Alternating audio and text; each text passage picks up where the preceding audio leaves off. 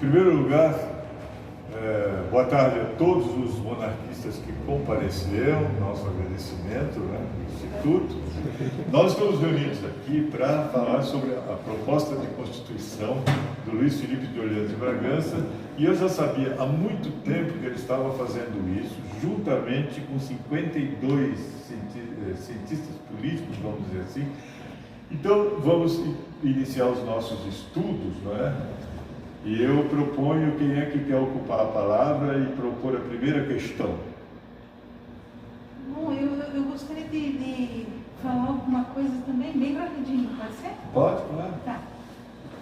É o seguinte, isso aqui é um grupo de estudos, tá? Então, eu não sei se todos já leram o texto. Já leram, a maioria já leu, pelo menos, né? Eu li, mas eu esqueci. Então, tem muita coisa aqui que nós, como leigos, eu não sou advogada, não sou cientista política, eu sou uma pessoa comum, como a maioria, né? Então, muita coisa que a gente lê aqui, a gente fica com dúvidas. Então, alguma coisa a gente precisa ler e consultar na internet, ver o que significa, afinal. Lá adiante, minutos, o que é isso? Aí eu fui lá procurar, né, para ver o que era. Então, eu acho que o método é claro, todo mundo vai resolver junto, mas o método mais correto seria alguém dar uma lida nos artigos e se tiver alguma dúvida ou alguém querendo comentar alguma coisa, é só levantar a mão e a pessoa pega e tem uns 3 minutos para comentar, os outros comentam também, eu acho que é mais fácil, né? Na Europa, em outros estados, existe Supremo Tribunal 2, né? Este Supremo Tribunal só responsiva para a Constituição, nada outra. Outra para crime na área civil e tudo. Esta é democracia, quando eles querem aqui no Brasil. Nenhuma outra, esta é antidemocrático. Essa é verdade. É verdade. Parabéns, é isso mesmo que eu penso também. Essa Constituição aqui, ela só pode acontecer através de um referendo. Tá. Não através de constituinte e nem de plebiscito, só através de referendo. Vai ser muito... Isso, né? Vocês todo mundo concorda comigo. O grande erro da Constituição de 88 começa pelo fato de ela tem vício de origem. Se a gente for discutir o que não foi uma Assembleia Constituinte que fez. Se a gente for discutir o que é uma Assembleia Constituinte. É o primeiro erro. Se alguém for é muito bom, que foi que os constituintes automaticamente se tornaram deputados eleitos. E não é. O constituinte tem um poder específico, função específica, se dissolve, acabou. Está aqui a nova carta. Não foi o que aconteceu. Mas, tirando esse contexto do vício histórico, que por si só já anularia ela tem um problema grave na acumulação de poderes. Ela tem uma acumulação muito grande de poderes e, segundo, ela versa sobre temas da sociedade, que não é a função de uma Constituição. A função de uma Constituição, uma Carta Magna, é organizar o Estado de Direito. Essa Constituição fala até de hora extra do operário, o resto é lei infraconstitucional. Uma Constituição que argumenta... Vem aqui então, porque eu já considero aberta a reunião e você já começa a falar. Né? Uma Constituição que versa, por exemplo, sobre imposto, não é atribuição de uma Constituição tratar de temas como impostos, taxas, tributos, etc. Relação de trabalho. Relação de trabalho, eu ia chegar. Relação de trabalho diz que o trabalho tem que ser de tantas horas, que tem que ter 13º, que tem que ter férias. Se a gente quer falar de... Primeira coisa que a gente fala, quando a gente quer falar de liberdade, essa Constituição atual, ela não serve como liberdade.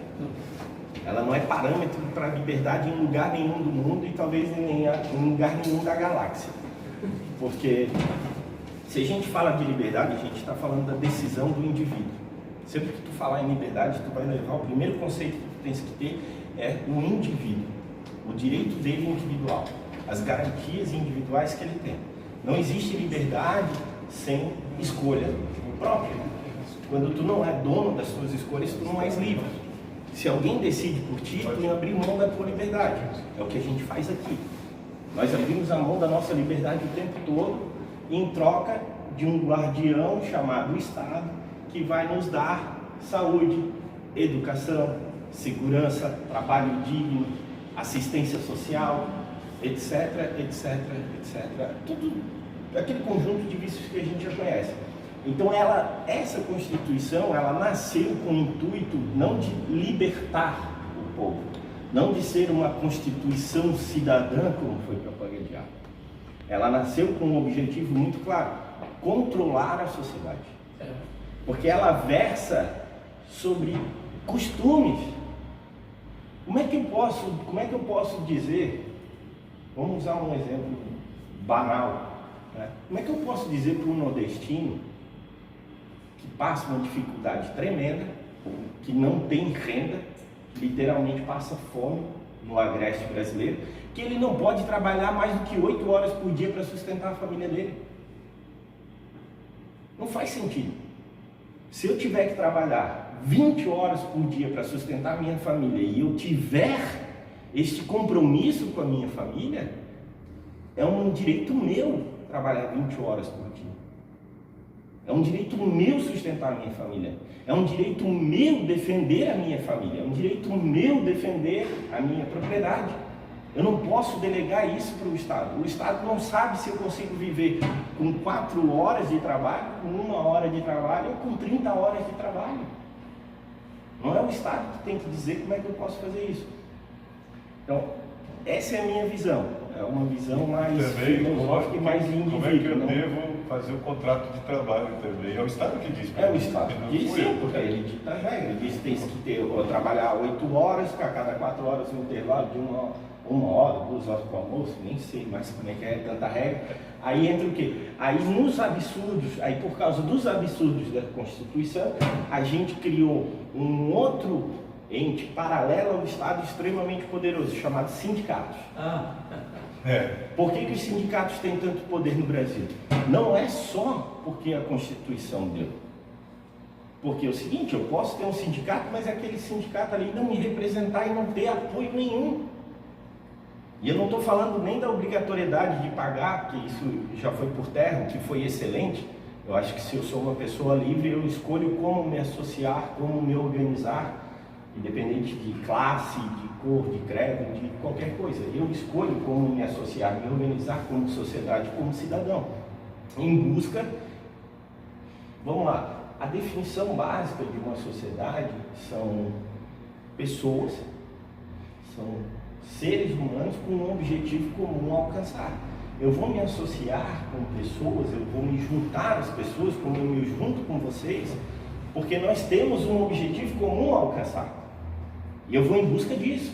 Nós vamos em busca dos nossos desejos, dos nossos anseios, das nossas pretensões, daquilo que nós julgamos correto, daquilo que nós julgamos bom, daquilo que nós julgamos verdadeiro. Então nós temos uma afinidade. A obrigatoriedade, quando eu tinha a obrigatoriedade de estar afiliado a um sindicato, eu não estava me juntando a ele porque ele tem o mesmo objetivo que eu. Eu estava me juntando a ele por uma imposição estatal. Tem muita coisa errada. Eu acho que o princípio de tudo, eu já estou concluindo, eu acho que o princípio de tudo, de qualquer coisa que nós formos discutir em termos de mudança no Brasil hoje, de mudança jurídica, de mudança constitucional, a gente tem que passar a pensar na liberdade do indivíduo. Esse tem que ser o mantra. A liberdade do indivíduo tem que estar acima de tudo. Obrigado. Vamos começar? Eu vou ler o primeiro artigo e os 2 parágrafos e abrir para comentários. O Brasil, artigo 1º. O Brasil é a associação política de todos os cidadãos brasileiros que formam uma nação livre e independente, regulada pelo Estado de Direito, a qual não se submete a nenhuma outra união, federação ou entidade que se oponha à sua soberania e independência nacional. Parágrafo 1º. A Federação Brasileira é constituída pela união indissolúvel dos municípios, dos Estados-membros e do Distrito Federal. Parágrafo 2º. Todo o território nacional está sobre a égide dessa Constituição e as áreas públicas pertencem exclusivamente ao povo brasileiro, vedadas distinções identitárias de causas ou interesses. Eu quero começar a comentar. Comente. Tá, o primeiro preâmbulo ali, né? O Brasil é Associação política que não se submete que não submete a nenhuma outra união, federação ou entidade. Tá, isso aí é o que está acontecendo, é uma Constituição atualizada, né? Porque no tempo de Dom Pedro I e no século XX também não existia essa ameaça de governo mundial, globalização e tudo mais. Então ele está aí prevenindo na nossa Constituição essa possibilidade de amanhã ou depois o nosso país estar subordinado a um Mercosul, a legislativo aceitar. Uma união supranacional, né? Uma União Europeia sobre a América do Sul. Isso, Exato. É um freio. preservando a nossa... Não? Preservando nossa independência e soberania. Diferente. Perfeito. Continua? E depois... Me parece ali que o parágrafo 2º, quando ele fala vedado distinções identitárias de causas ou interesses, é já para prevenir aquele projeto que tem de transformar as áreas indígenas em nacionalidades independentes, né? Que há esse perigo, há esse projeto também, né? Sobre primeiro o demarcar a área indígena e depois, ao longo do tempo, Vai aparecer transformar nesse essas livro. áreas em povos. Já se fala em povos indígenas, nações indígenas. Nação, Isso é o que eu falei perigoso. da etnia Sobre o jurídica. parágrafo E 2º. já começa a nomear como nações indígenas. É, Começa nações a se referir indígenas. como nação indígena. Na Europa, Nação na presumia a nacionalidade, dimensão do Brasil. Pois é, talvez faltaria aqui um parágrafo dizendo assim, outros territórios são livres para se associar ao Brasil também, poderia ter, né? Se o Uruguai Porque o quiser império, voltar pra casa, né? porque o império até se pressupõe que ele possa se expandir, né? Todo império ao longo da história Sim. se expandiu, então talvez teria que ter uma garantia constitucional do Brasil. Se essas platinhas falar o Brasil está tudo certo, Uruguai, vamos voltar Uruguai pra no casa. A futuro. gente aceita, né? Se o Uruguai no futuro quisesse se associar ao Brasil, por que não? Claro. As antigas colônias europeias, né? Se quisessem se associar à Federação Brasileira, por que não? Como Mas Não é? isso foi Durante a nossa independência, houve uma revolta na Angola que eles Queriam fazer parte do queriam Brasil, fazer né? parte do Brasil. Então, O líder da revolta veio pro Brasil e morreu. eu acho que deveria ter quer dizer, eu acho que poderia ter essa previsão constitucional de expansão, mas não de redução do território, né? de anexar. Isso, mas não perder consentir. território. É. Aí com algum artigo ali de consentimento, alguma Sim. coisa Aí provocaríamos guerra em toda a América Latina, porque eles Com certeza, esse é o objetivo. A gente vai ter um novo Todo mundo Napoleão. vai querer se unir ao Brasil. Eu vou que os Estados Unidos não se tornou uma monarquia porque nunca nenhum rei da Inglaterra pisou o território americano. Se tivesse pisado, seria uma monarquia. Eles cogitaram que, aliás, eles chegaram a mencionar para George Washington que gostariam que ele Mas fosse se monarca. qualquer recusou. rei da Inglaterra tivesse pisado naquele território, hoje seria monarquia. O George Washington não foi rei porque não tinha sangue azul. Ele só tinha filhos adotivos, na verdade. O motivo foi esse. Ele estava com medo de que É teria uma verdade, crise porque sucessória. rei é símbolo do Estado. É por isso que todo monarquista tem que estudar esses conceitos básicos de nação, Estado, governo, para saber qual é a diferença. Uma nação não inclui necessariamente um território. Sim. Sim. Só uma perguntinha. O Lira, não sei se vocês estão sabendo, ele reabriu no parlamento a discussão sobre o semipresidencialismo. Sim.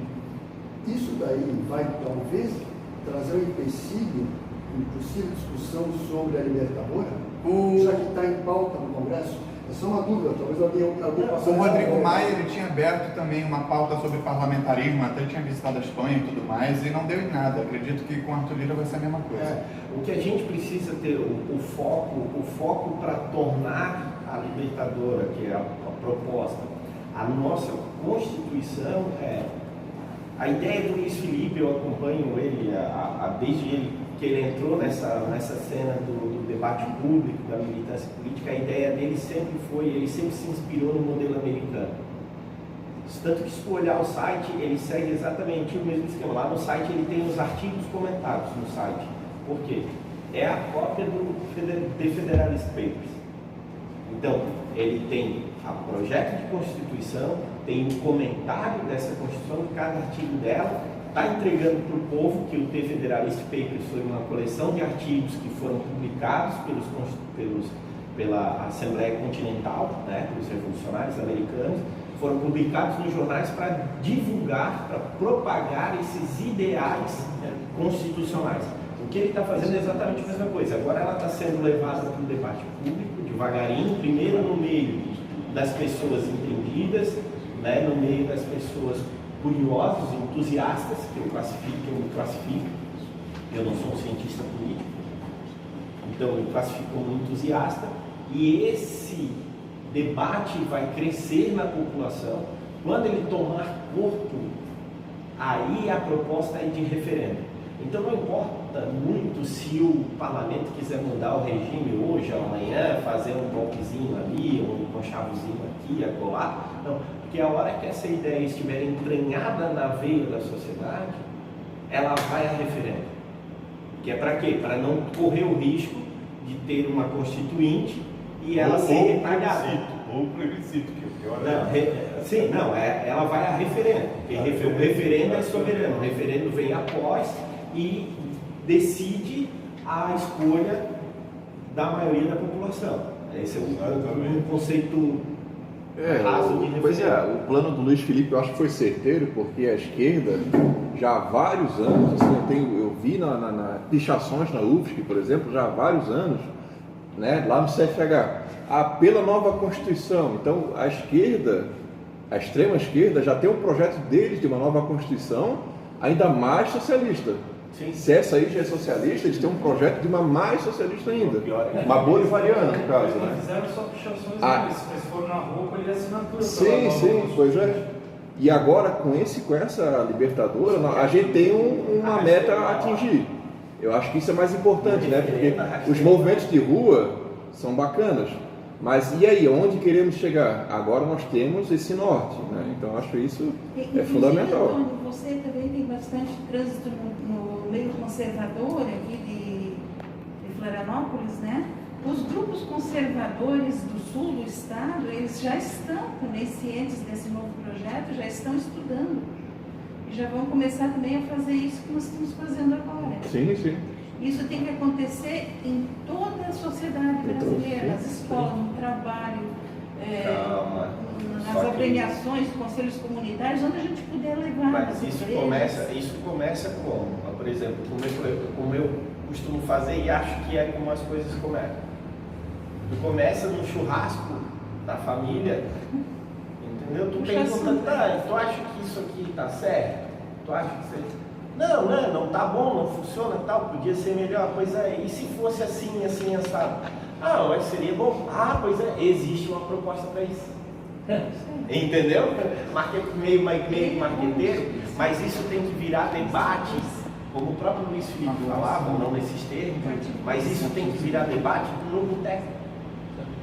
Isso tem que ser conversa do brasileiro quando ele está tomando uma cervejinha, fumando cigarrinho, jogando o dominó dele na praça. Isso tem que virar o cotidiano dele. Até a plaquinha da van.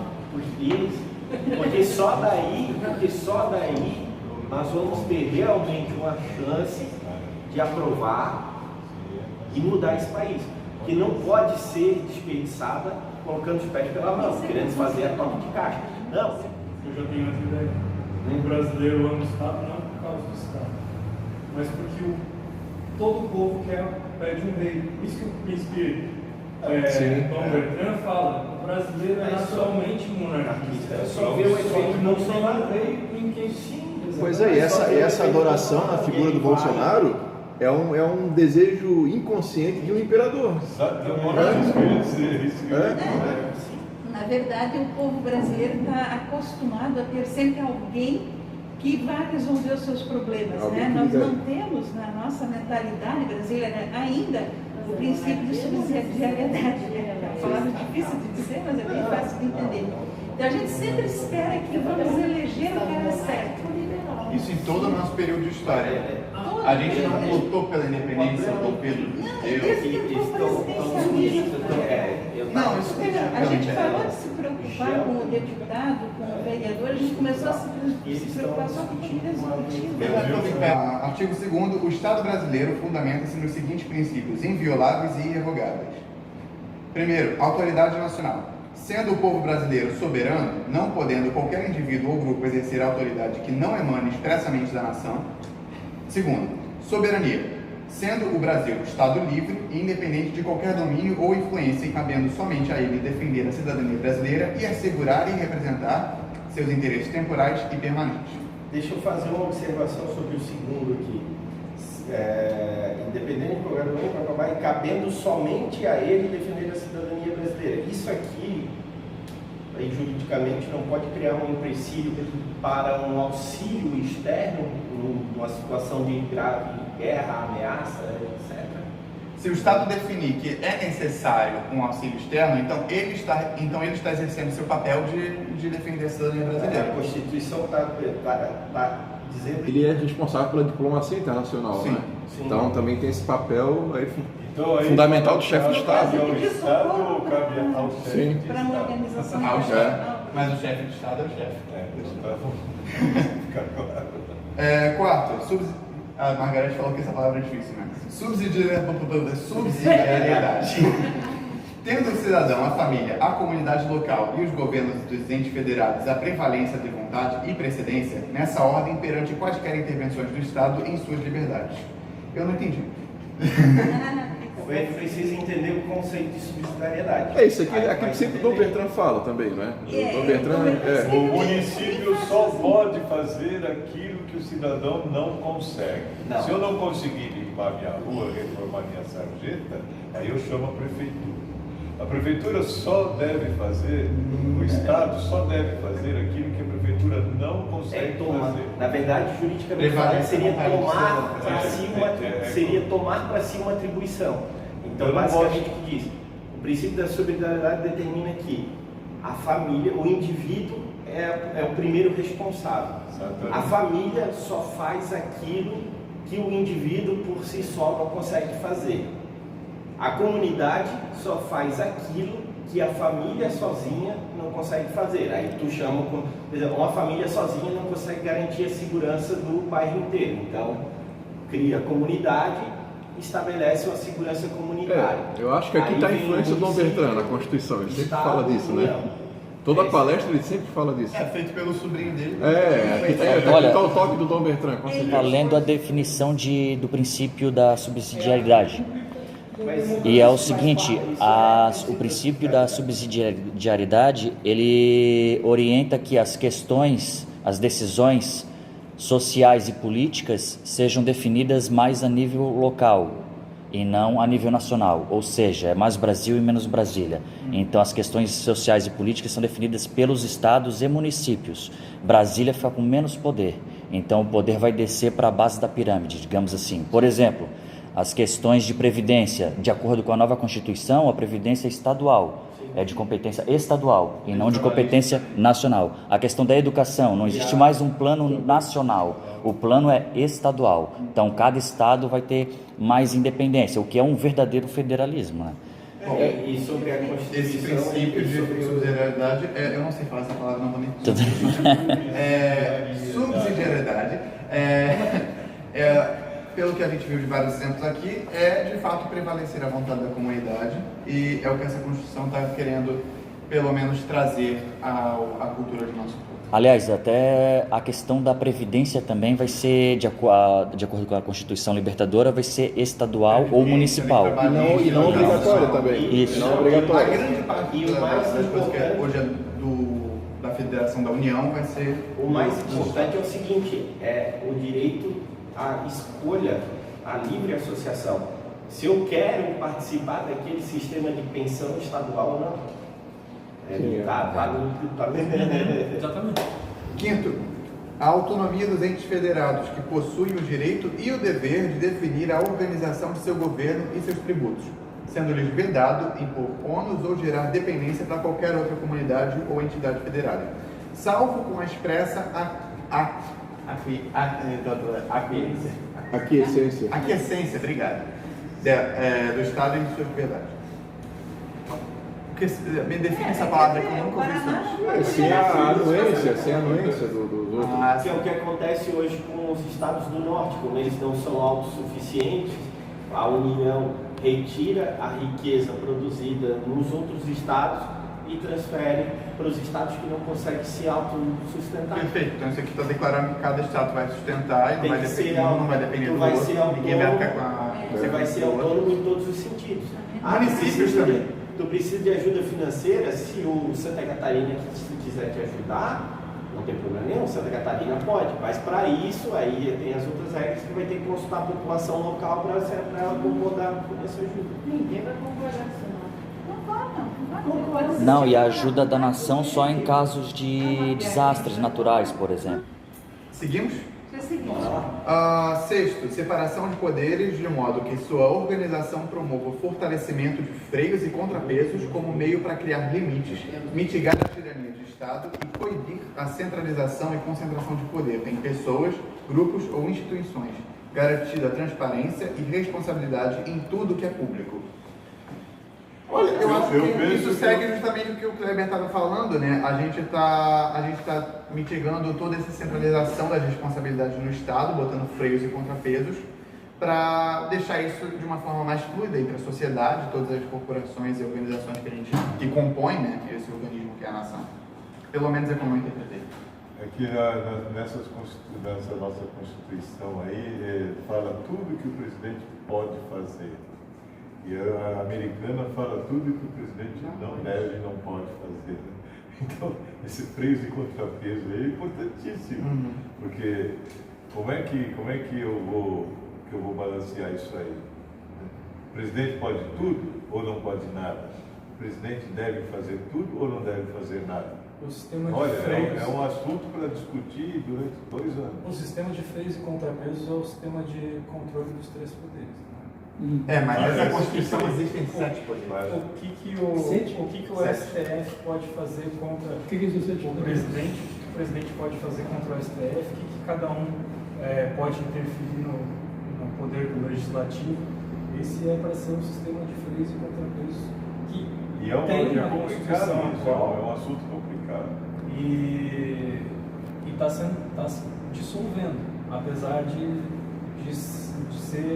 ser pressuposto da Constituição de 88. O que o poder pode fazer, o que não pode, e o que deve e o que não deve. É complicado Porque esclarecer não tem uma bem isso aí. instância superior aos 3 poderes que Tem 4 que poderes. seja encarregado desse equilíbrio. Sim. Mas deixando claro que todos esses princípios que aqui são lidos vão ser muito mais detalhados em como acontece, de que forma no resto da Constituição.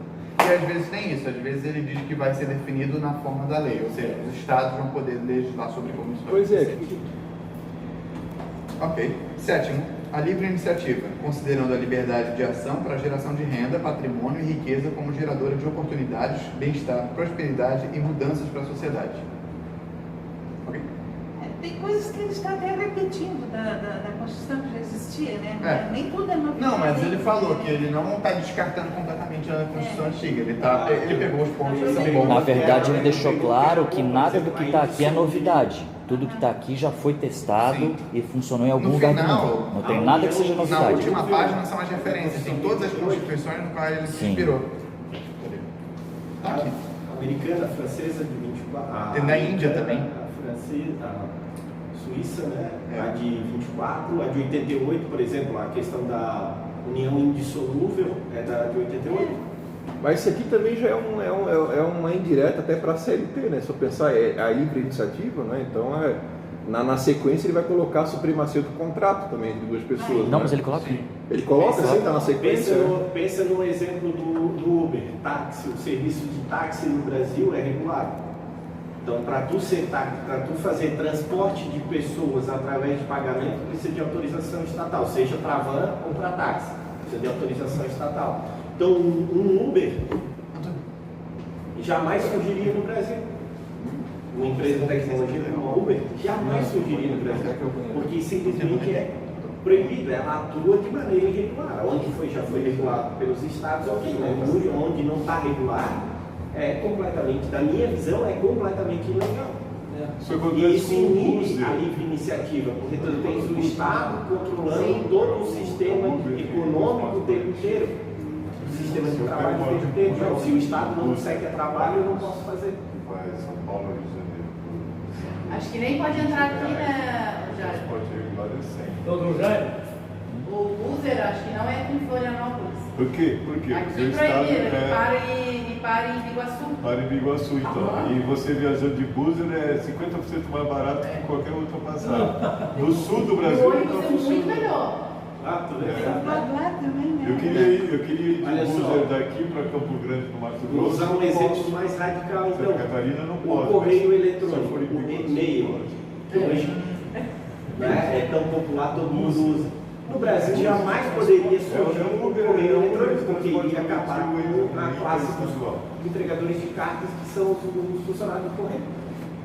Então, percebe como o Estado ele impede a inovação e a criação de novos produtos, serviços, Frentista, posto de gasolina. frentista até hoje existe, porque o Estado determinou que não pode ter autoatendimento. Mas se eu quiser, e aí a minha liberdade, eu quero me autoatender para ter uma gasolina mais barata, por que eu não posso? Mas aí é uma faca de dois gumes. Se você vai nos Estados Unidos e na Europa, em nenhum posto de gasolina você tem alguém que vai encher o teu tanque. É você mesmo que vai pegar uma luvinha se precisa e vai encher o teu tanque. Só que eles se prepararam que quantas pessoas perderam emprego nessa brincadeira. Como é que você vai colocar aquele frentista que só sabe puxar bomba, começar a ler inglês? Ele vai para o mesmo lugar que o dono da locadora foi. Não, eu digo assim, aí tem que conectar. O meu avô, quando era Esse, jovem, assim, os melhores sobrevivem, quem evolui mais rápido sobrevive melhor. o meu avô, quando era jovem, ele tinha várias carretas puxadas a boi. Ele ia nas fazendas, pegava o café e trazia para a estação de estrada de ferro e levava o café para Santos. Um dia ele chegou e disse para minha avó: o meu avô tinha carretas puxadas a boi, que ele ia nas fazendas, pegava o café e transportava até a estação, e dali o café ia para Santos, para ser exportado. Um dia ele chegou para minha avó e disse assim: Clara, estão falando aí que inventaram um negócio que anda sozinho, caminhão. O que é isso, Lourenço? Não sei, é um automóvel, parece que um negócio grande assim, não sei o que, né? E ele teve que mudar de profissão porque os caminhões tomaram o lugar da carreta. E aí a vida deu. Eu ia no Santuário de Aparecida, que é uma igreja imensa, acho que todo mundo conhece, tinha 300 mulheres varrendo o chão da igreja. Hoje você vai lá, tem máquinas e aquelas mulheres estão trabalhando aonde? Eu trabalhei numa fábrica de relógio, West Clock, em São Paulo, que tinha 3.000 empregados. Só para vocês entenderem a proporção, 3.000 empregados, faziam 1.000 relógios por mês. Hoje essa empresa tem 80 empregados e faz 5.000 relógios por mês. Onde é que estão esse pessoal? Eu acredito que a dinâmica da economia vai absorvendo essa. E aí a gente não vai extinguir a máquina de escrever e substituir pelo computador, porque não pode demitir as A questão do posto de gasolina não é o emprego que o cara tem. É que o frentista ele impede que venha qualquer um e roube a gasolina. Nos Estados Unidos e na Europa, em Londres mesmo, não tem nem posto de gasolina, é bomba de gasolina que para ali, não é nem um posto. Então ninguém vai lá roubar, porque Roubar o Estado você vai pôr o dinheiro e vai sair a gasolina referente ao dinheiro que você pôs. Não Tem como você roubar. Não, no Brasil tem. No Brasil, O brasileiro acha um jeito. Mas aí, A gente é muito esperto. Posto, aí é um problema do dono Então do não pode posto, ter caixa entendeu? eletrônico. Não tem mais. Mas aí Não o tem problema mais é o antigamente. problema do dono do posto. Ele vai lá e bota alguém, então ele bota um cara, se ele tivesse problema, ele bota um cara para fiscalizar, entendeu? É que assim, Aí o mercado se adequa às necessidades Isso. de ambos os lados. É é um o equilíbrio. mercado, porque assim, quando se surgiu a energia elétrica, nós desempregamos todos os acendedores de lampião a gás. E os de óleo de Mas baleia? surgiram os eletricitários. E os baleiros? O ambiente, os que matavam as baleias para tirar o óleo para acender ali, toda aquela categoria lá. E aí surgiu Foi desempregado, mas não é que eles informática, não têm analistas, criatividade. desenvolvedores, especialistas. Ok, vamos continuar? Já li todos os incisos, agora os parágrafos. Parágrafo 1. O único poder público legítimo é o constituído com a permissão do povo brasileiro, só podendo o governante intervir nas relações sociais, econômicas e jurídicas quando o indivíduo, a família ou a comunidade local e os entes federados não sejam capazes de fazê-lo nos limites da Constituição. Segundo, ato administrativo ou a decisão no âmbito judicial ou administrativo que viole qualquer desses princípios será considerado contrário à Constituição. Terceiro, acordos internos ou externos podem ser revogados via referendo pelo cidadão brasileiro. Quarto, o Estado é garantidor da estabilidade jurídica e da liberdade empreendedora da sociedade, contra a formação de cartel e controle de preços, de oferta e da demanda. Alguém quer comentar? Alguém leu na sequência, porque eu não consegui estudar toda, né? Se ele, nessa parte referente aqui ao referendo, se ele prevê como é que é a estrutura de um referendo. Ele detalha mais. Tem detalhe no final, tem previsão lá para todos os âmbitos e para todas as leis. Aliás, tem um artigo específico, um parágrafo específico que fala que toda a lei passa por referendo popular automaticamente. Não é automaticamente ou pode passar, se tem restrição, não tem restrição, pode ter um procedimento, não me lembro agora, mas restrição não tem. Toda lei pode ser revogada via referendo popular. Toda, federal, estadual e municipal, toda ela. Mas uma discussão, vou chegar lá no Qual que é o custo para se fazer um referendo hoje em dia no Brasil? Depende da população atingida, obviamente, né? Então tu vai calcular o mesmo custo que teria um voto o custo que tem um voto por cabeça é basicamente porque o referendo também era urna eletrônica. Mas a grande sacada é o seguinte: o referendo tu pode fazer ele de duas formas. Tu pode fazer ele extraordinário, e aí a Constituição não define como fazer, mas tu pode fazer ele sempre junto com a eleição.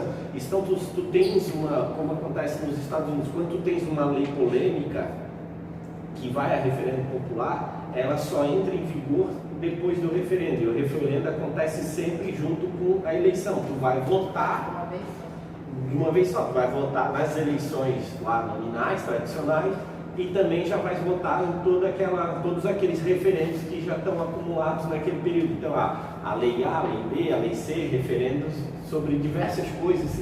Nos Estados Unidos é comuníssimo. É muito comum. Tá? Toda eleição tem pelo menos um referendo junto com uma eleição, sempre tem. Então tu pode fazer ele sempre junto com as eleições. Olha, não entra em vigor enquanto a população não aprovar. Aí em stand-by, a cada 2 anos tem eleição, a população vota, entra em vigor, a população reprova. Já bota um recall de algum governante ali. Quando tiver recall também, pode votar um referendo junto com a eleição de recall. Porque assim, qual é o custo? O brasileiro, e não é só o senhor que faz essa pergunta, o brasileiro tem um péssimo hábito de ficar... quando ele vai participar da decisão, veja, quando tu vai participar da decisão, quando tu estás exercendo realmente a tua liberdade, a verdadeira democracia, aí tu está preocupado com o custo.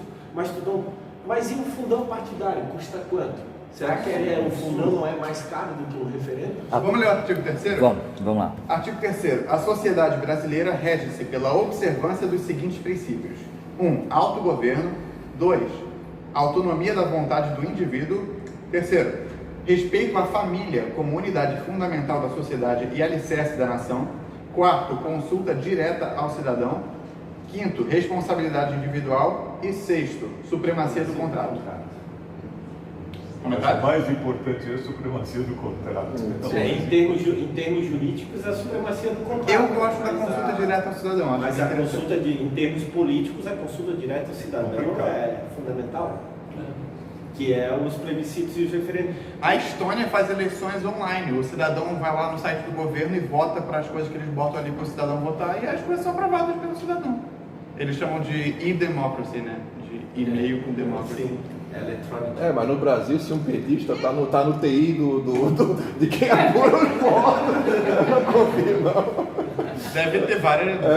Isso aí, sei lá. Vários sistemas de segurança. Não, mas ali depois, na sequência da Constituição, ele fala que da questão da transparência e da Aqui ele ainda está falando de da princípio. possibilidade de recontagem dos votos e da, como é que é o termo, a palavra? O pessoal está falando na questão do voto, auditabilidade. Sim, é que aqui esse primeiro Então, ele não chega a mencionar voto impresso, mas ele dá a entender, né? Sim, auditabilidade, então seja lá qual for a maneira. Mas, seja lá quem for interpretar essa Constituição, se for aprovada, essa pessoa pode só falar, não, mas a urna eletrônica é auditável, então mantém, e pronto. Porque eles usam esse argumento, né? Só que a Polícia Federal, por exemplo, já emitiu nota dizendo que não é auditável, né? A urna eletrônica. O TSE tem 9 sistemas de auditação, 20 de auditoria. Qualquer pessoa pode auditar. Não é na Alemanha que é assim? É na Alemanha. Na Alemanha é assim. O cidadão médio. O cidadão médio é o que ele quer, que o sistema possa ser inteligível, ou seja, entendido por qualquer um. Por exemplo, Vamos encerrar então. Pessoal, chegou 18 horas, a nossa reunião durou 3 horas. Eu gostei demais, espero que todos tenham gostado. Foi uma reunião maravilhosa. Esperamos repetir essa reunião com frequência, né? Se nós contarmos com a benevolência do Leomar, né? É só comprar cerveja que tá tudo bem, né? Leomar, que gentilmente nos cedeu esse lugar maravilhoso. Nós precisamos, a cada reunião, o André vai filmar, depois ele vai editar e vamos colocar no canal do YouTube. E temos que mandar de cada reunião um relatório para o Luiz Felipe de Orleans e Bragança. Quem vai redigir esse relatório, eu não sei. A cúpula, né? A diretoria do Instituto Imperial. A diretoria vai fazer, eu posso dar o pontapé inicial e depois, né, a gente vai... O Barão do Saco Grande vai dirigir É pejorativo pra caramba, hein? Eu sou Duque do Cacupé. Eu sou Duque do Cacupé há 25 anos. Então é isso aí, foi muito proveitosa, muito gostosa. Nós não podemos abusar do horário, porque senão o Leomar não vai poder descansar. Mas, muito obrigado, Leomar, obrigado de todo o Instituto, de todos os monarquistas. Obrigado a vocês todos. Lembrando sempre que nós não deveremos vir a essas reuniões sozinhos. Temos que trazer o amigo, a namorada, o avô, a tia. O Michel tentou trazer o namorado dele, ele se recusou, né? Lá, quando eu perguntei se ele tinha divulgar, foi falado que não. Né, Michel? Teu namorado não se recusou? Divulgar no grupo do Terça sempre, enche demais. Não, eu digo isso no sentido o namorado não sabe se é namorado do Michel. Eu digo isso no sentido de incentivar o crescimento porque nós não estamos aqui discutindo só monarquia, né? Nós estamos discutindo uma nova Constituição que vai abranger os monarquistas e não monarquistas. Então, se vierem monarquistas, o Instituto Imperial Catarinense está apoiando essa ideia aqui, 200%. Não é? E pode vir outras pessoas também. Não é? E nós precisamos de fortalecer cada vez mais esse sentimento de grupo. Nós somos uma entidade, nós somos um coletivo de pessoas. Encerrando a reunião, eu quero fazer um comunicado. Existe uma ordem, uma confraria, não é? Honorífica, de Santo Stanislau, que tem origem na Áustria. E essa confraria está querendo se estabelecer no Brasil, e o ponta de lança é o Sr. Peter. E é muito interessante, é muito bonito. O Instituto Imperial Catarinense, como entidade, não tem como...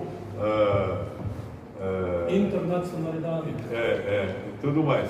Mas o Sr. Peter, que hoje me surpreendeu, que ele tem formação em Direito Internacional, e todas as intervenções dele foram pertinentes e foram elogiosas. Muito bom. É um alemão que colabora com o Brasil, né? E também a reunião eu descobri que 10 palavras os monarquistas não sabem pronunciar direito. Subsidiariedade.